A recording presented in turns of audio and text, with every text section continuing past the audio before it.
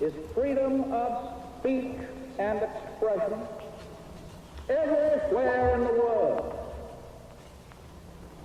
The second is freedom of every person to worship God in his own way everywhere in the world. The third is freedom from want, which translated into world terms means economic understandings which will secure to every nation a healthy, peacetime life for its inhabitants everywhere in the world. The fourth is freedom from fear, which translated into world terms means a worldwide reduction of armament to such a point and in such a thorough fashion that no nation will be in a position to commit an act of physical aggression against any neighbor anywhere in the world.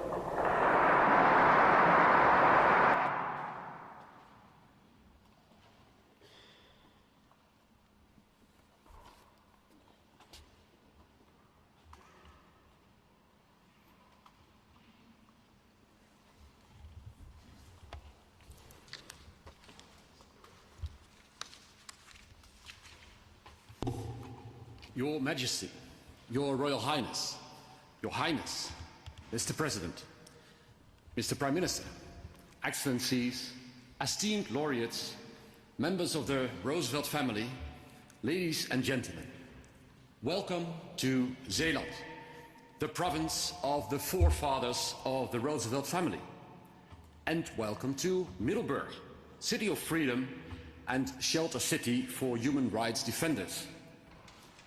Let me take you back in time to January 6, 1941. On that day, President Roosevelt articulated his vision for a better world in a speech to the United States Congress. And he described a world founded upon 4 essential human freedoms: the freedom of speech, the freedom of worship, the freedom from want, and the freedom from fear. And this was not a sweet vision of a distant millennium. It was a courageous call to action to break American isolationism during the Second World War. Roosevelt understood that the world order of dictators based on military power had to be opposed by a moral order based on human rights. And so the 4 freedoms became the moral justification for the involvement of the United States in the liberation of Europe from the tyranny of Nazism. And until this very day, we are deeply grateful that so many young Americans answered to this call to action and sacrificed their lives for our freedom. The strife of the 4 freedoms did not end after the war. Thanks to the tireless work of Franklin and Eleanor Roosevelt, the 4 freedoms became the ideological inspiration behind the Charter of the United Nations, the Declaration of Human Rights, and the International Rules-Based Order. For decades, we prospered while pursuing these freedoms. Cooperation between free countries, working together in a friendly manner, provided wealth, stability, and security. Of course, we knew there were gaps between the rhetoric of the 4 freedoms and reality. And of course, we knew that the hopes that we were aroused in many hearts by the creation of the United Nations outran the limitations of human nature. But we believed in the righteousness of freedom for everyone, everywhere in the world. And so we committed ourselves to the realization of these freedoms. But this commitment is no longer self-evident. Every day we see how the 4 freedoms are being weakened by the authoritarian forces in our world, how they no longer respect the rights of the vulnerable, how they no longer try to save succeeding generations from the scourge of war, how they no longer reaffirm faith in the dignity and worth of every human person, it seems we are just at the beginning of that harsh reality. Yet trying as these times might be, they also allow us to see where we have gone astray. For too long, we had thought that the four freedoms were the obvious and only path that world history was on. And we believed that the four freedoms satisfied everyone's desires, that it was just a matter of time before this moral order would bring down all tyrannies in this world. And we had good reasons to believe that. We were used to things getting consistently better over our lifetime. Every year there was more democracy in the world, less poverty, more peace, but our convictions were never really tested. And so we forgot that the course of history does not bend towards the four freedoms unless we stand up for them and are willing to defend them. The rupture in our world order shakes us out of this complacency. It's a wake-up call. And the question is, are we courageous enough to respond to this call? Today, we honor the laureates who show us what courageously responding to this call looks like. The courage to show the people around you that Jews and Muslims can live in harmony and work for a society where anti-Semitism and Muslim hate don't have a place. The courage to defend the right of journalists to report the news safely and speak truth to power when this right is violated. The courage to defend the right of journalists, courage to call out the persecution of religious minorities by your government and, despite immense personal risks, tell the world about the God you worship. The courage to challenge existing norms around people with disabilities and through activism fight for their rights and dignity. And the courage to shift the blame from victims to perpetrators during a public trial and become a beacon of hope that frees women's voices. And the courage to stand up for your country and say to Russia, we will be defending our country because our weapon is truth. And our truth is that this is our land, our country, our children, and we will defend all of this. We pay the highest tribute to the unwavering courage and enduring perseverance of the Ukrainian people and to the steadfast and resolute leadership of their president, Volodymyr Zelenskyy. You continue to stand firm in defense of your freedom and sovereignty. And be assured, your struggle is not yours alone. It's a struggle we recognize as our own. It's a struggle that is also about our freedom. And we will remain deeply and enduringly committed. Laureates, thank you for your examples of courage. And may we find ourselves worthy of them by passing on that courage to others. Roosevelt inspired millions to rally for freedom and human rights. And we do the same. We can do the same. You don't have to fly to the ends of the earth to stand up for what is right. Human rights begin in small places, close to home. And you don't have to hold a position of high status to be concerned about your brother and sister. It's about ordinary people doing good to each other in the ordinary course of things. And however old or young you are, however poor or rich, however powerful or powerless, you have a responsibility to seek to make of this world a better place for everybody. So be involved in the struggle for freedom and human rights. Like the laureates, we might have to suffer in this struggle. But let our hearts be consoled by the promise that we shall reap what we sow, and that our hands be guided by the command to overcome evil with good.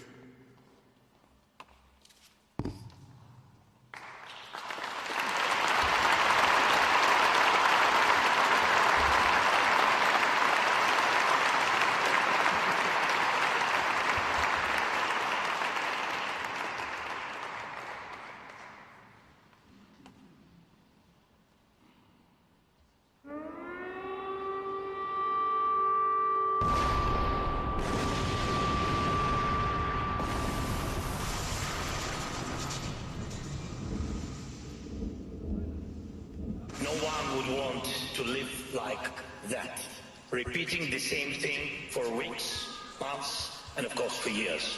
And yet, that's exactly how we live now.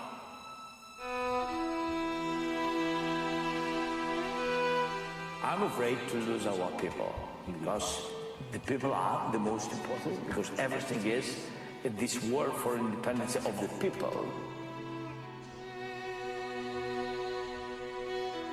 Того дня, коли він загинув, був такий самий день. Я дуже гарно пам'ятаю свої думки, коли я йшла на роботу. Дивилася це небо, воно було таке саме синє, таке саме чисте. День був сонячний, прохолодний. Я пам'ятаю, як я думала, як в такий день можна когось вбивати, як можуть летіти ракети, як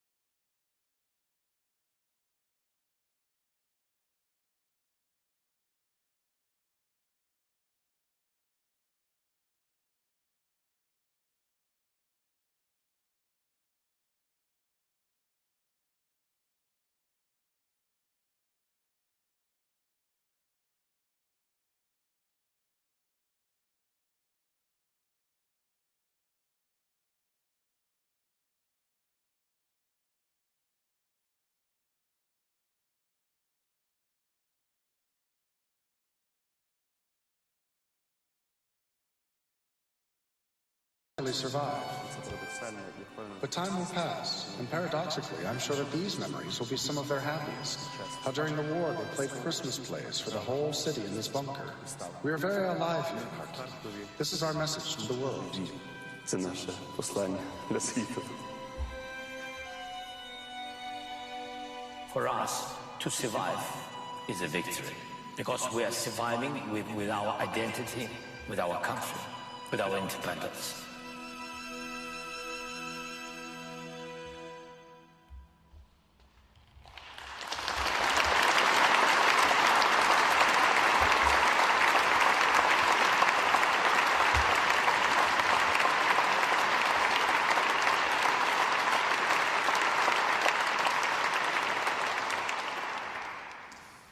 What an amazing video, and I think it already says it all. What an incredible resilience. President Zelenskyy, dear Volodymyr, Your Majesty, Your Royal Highness, ladies and gentlemen. Every year at the 4th Freedom Awards ceremony, we hear extraordinary stories of courage, resilience and heroism. And today is no exception. And to my mind, these stories show that President Roosevelt was right to prize the 4 freedoms above all else. Because too often we don't notice that those freedoms are under threat until it's too late. And nowhere is that threat clearer than in a war.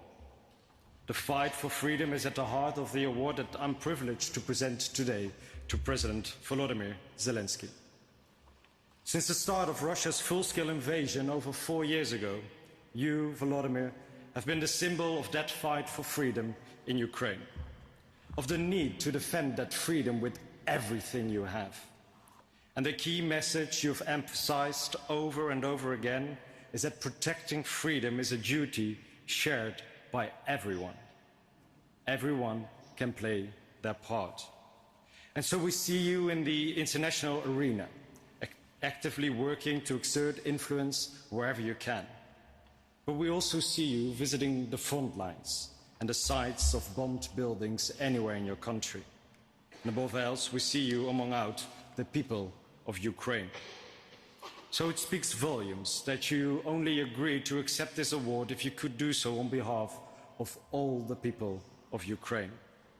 On behalf of all the ordinary men, women and children who were thrust overnight into a new reality they did not choose, but now have to face each and every day.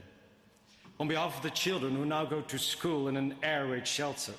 On behalf of the women who keep their families afloat and their country running by working in factories. And on behalf of the men who've had to swap a suit and tie for combat fatigues and are fighting to defend their country. Meter by meter. And they're doing so because they know and feel that every square centimeter is a piece not just of Ukraine's soil, but of its dignity too, of its identity. Its words, songs and symbols and all those other invisible elements that make a people what they are and give a country its future. A future that only they can decide. That is what they are defending. And for anyone like me who has only ever known peace, it's very hard to imagine how you do that and what it must feel like. We're used to books and films about war heroes, and we tend to think about people in real-life war zones in that way. But when I visited Kyiv last month, I saw that heroes are not born heroes. They're just ordinary people. They don't have superpowers or even exceptional talents. Or rather, that talent is to remain human in an inhuman situation. And I think that's what Eleanor Roosevelt meant when she said that only someone's character is the real criterion of worth. And that's certainly true of the women that I met while visiting a drone factory in Ukraine. Until the war started, they lived their lives as so many women do, pursuing careers, taking care of their families. But when their world changed, they chose to change with it. Now they're working as drone mechanics, a job they probably never heard of until a few years ago, let alone imagine they would be doing. But they made the change. They, for their children at home and for their future. And that same determination is shown every day by Ukraine's emergency workers. Despite shortages of everything, they continue to race to wherever they are needed. And they risk their own lives in the process, because Russian troops are counting on them to show up. After an initial attack, they will often launch a second strike on the same target, hoping to hit as many first responders as possible. When I first heard about this perverse reality, I didn't know what to say. I didn't know what to think, except to wonder how on earth you carry on when you live in such a reality. And yet that is exactly what almost 40 million Ukrainians are doing every day. Ordinary people, getting groceries for their neighbors, buying flowers for their wives, visiting their relatives in the weekend. Ordinary people who show that even in hearts full of fear, there's still room for love and compassion. And that is worth fighting for. And to all those people, and to their president, I want to say this. Yes, it's true that often, too often, you are forced to rely on each other, but you're not alone. There is a place for you in the hearts of so many people, here in the Netherlands, in the United States, and all over the world. For Ukrainians who have turned their lives upside down to defend their country, who rush to help the victims of each new airstrike, who talk with chief when we stand up for the freedoms that President Roosevelt spoke about. For freedoms, which I feel can be summed up in the freedom to be who you are, here and in a free and autonomous Ukraine. President Zelenskyy, dear Volodymyr, this award is for your country, for you as president, and for all the Ukrainian people.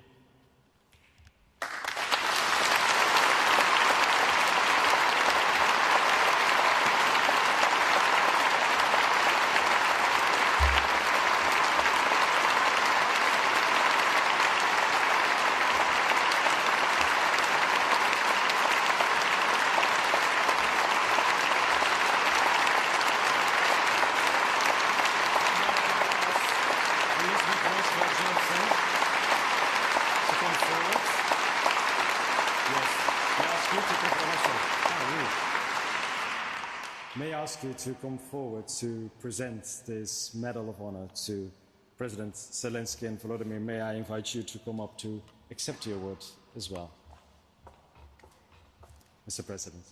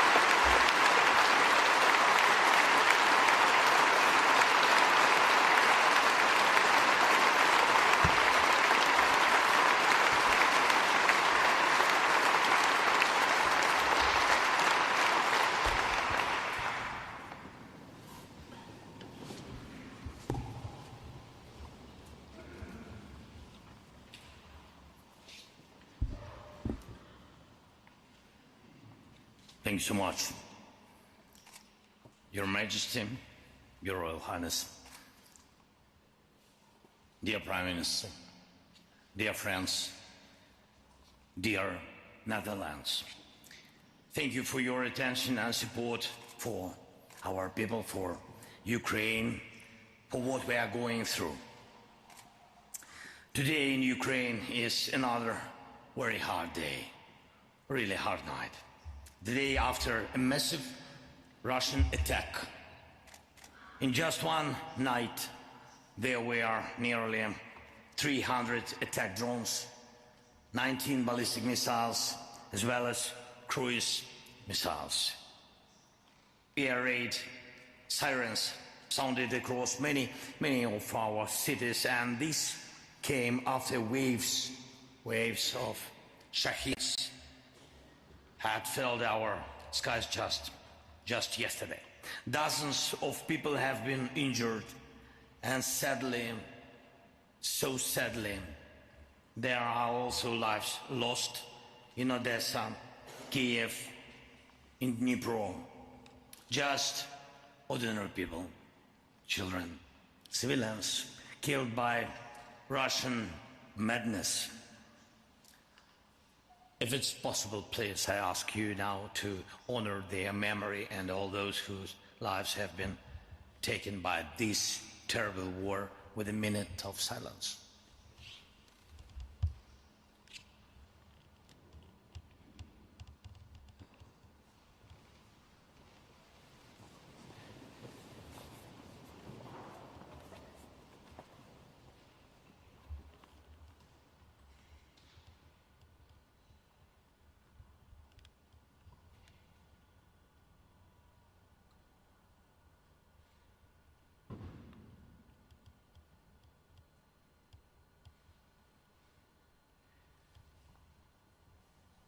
Thank you so much.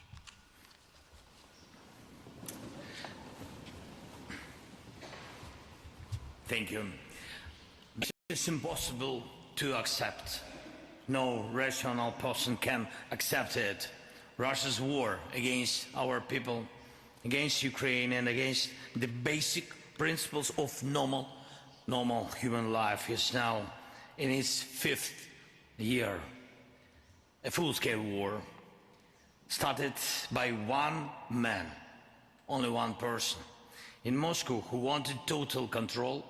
In the past, when such wars began or were only imagined, one could say that this was an unprecedented moment in history, when such great evil threatened everyone, and when every nation had to decide how to act. But today, this is definitely not unprecedented. We have seen this before: aggressive, unjust, terror-driven, full-scale wars that leave behind ruins and dark chapters in history. Putin knows exactly what he's doing, exactly, and who he resembles. And he is rightly compared to Nazis. He has the same expansionist ambitions. He wants to decide the fate of nations and whether they have the right to exist at all. And at the core of Russia's war against Ukraine is a false claim that Ukraine does not exist, that it is allegedly a part of Russia. And this is not just about history, not just politics or not just ideology. It's the basis of their goal to erase Ukraine completely. And not only Ukraine. Russia has openly, repeatedly said it wants to control all its neighbors.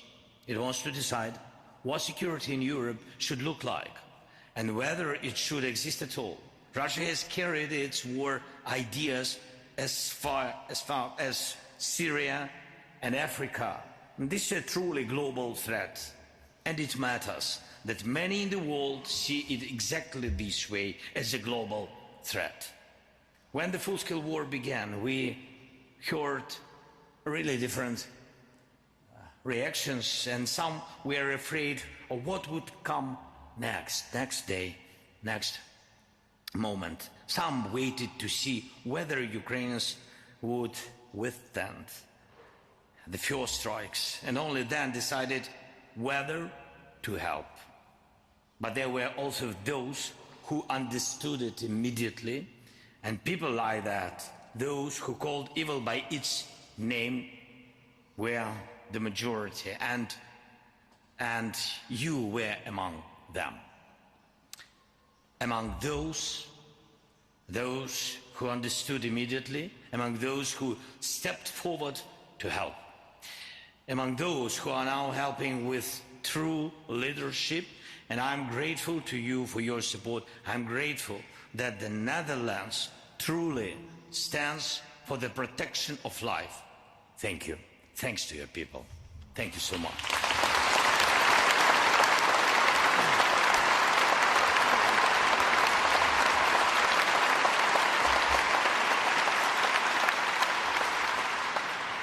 Ladies and gentlemen, the world didn't look away from this war. It did not hand Ukraine over to a predator. And that has changed a lot, not only, by the way, not only for Ukraine. I'm convinced that because of this, we still live in a world that is not divided among predators. A world still built on the values of freedom and respect for human life. Yes, wars continue. Sadly, people are still dying. Yes, we often hear that international law and the global order are broken, but there is still a clear majority of nations that recognize that war is not normal. Killing people is not normal, and aggression and violence must be stopped. People feel this, really, and the fact that people care, that countries care, that you care, gives us all a real chance. A chance that one day the world will no longer be a victim of wars. That one day the world will have a system, military, political and legal, strong enough to restrain aggressors. That one day people will be able to say that at last we no longer have to fear ruins. This is fundamental freedom we still lack. Freedom from ruins. Freedom from those who bring ruins. Freedom from those who seek to destroy everything that matters to normal people, to normal life. Freedom is never abstract. We must remember this. It's not something given. It's not something that exists in the air. Freedom is a condition people fight for themselves and for their children. It's a condition that must be protected, And it always requires a strong foundation, security, legal, cultural, and educational, and also something deeper, something people feel. A foundation that makes it clear evil will be punished. Punished, absolutely. And this is crucial. Why do wars return? Because those who start them believe they will not be punished. That's why it's not enough when history judges only with truth. Not enough when memory alone delivers judgment. There must be law. There must be international law. There must be the international community enforcing it. And we must achieve this. And this is what we are working on, including with the Netherlands. We are working so that no victim of Russian aggression is left without a just response to the aggressor.